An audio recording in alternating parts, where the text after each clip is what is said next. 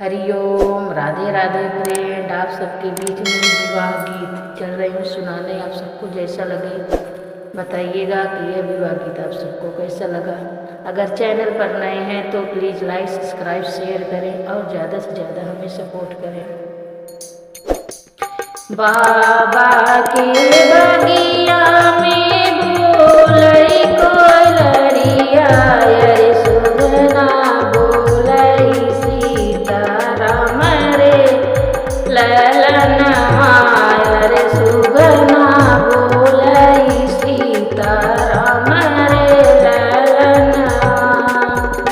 बाबा के बगिया में बोलई कोयलरिया, अरे सुगना बोलई सीताराम रे ललनवा, अरे सुगना बोलई सीताराम रे ललनवा। बगिया में उतरे हैं दुल्हे कवन रामा, बगिया में उतरे हैं दुल्हे कवन रामा। बोलिया बोलई ससुराल रे ललनवा, रे बोलिया बोलई ससुराल रे ललनवा। बगिया में उतरे हैं दुल्हे कवन रामा, बोलिया बोले ससुराल रे ललनवा, रे बोलिया बोले ससुराल रे ललनवा।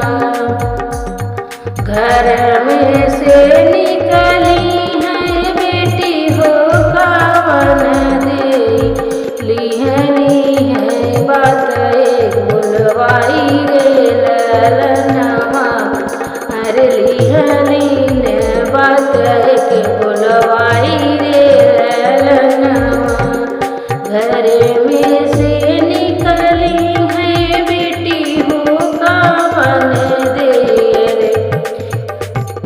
लिहली है बात बोलवाई रे ललनवा, अरे लिहली है बात बोलवाई रे ललनवा।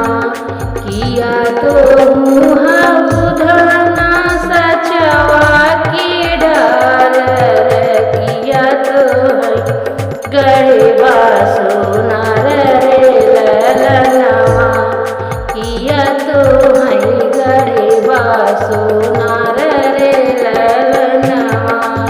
किया तो उधना सचवा की डाल, किया तो है गढ़वा सोनार रे ललनवा, किया तो है गढ़वा सोनार रे ललनवा।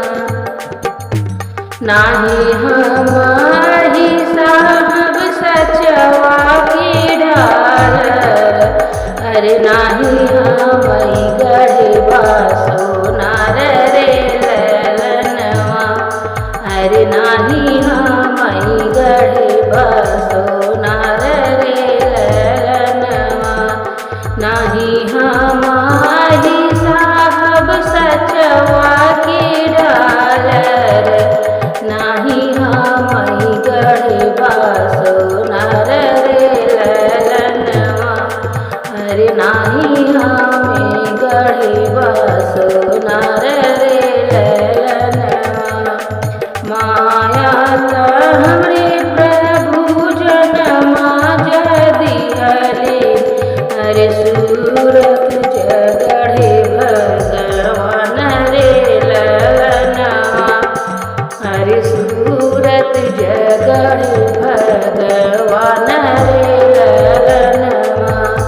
माया त हमरे प्रभु जनमा दिहले, अरे सूरत जगढ़ भगवान रे ललनवा, अरे सूरत जगढ़ भगवान रे ललनवा। बाबा के बगिया में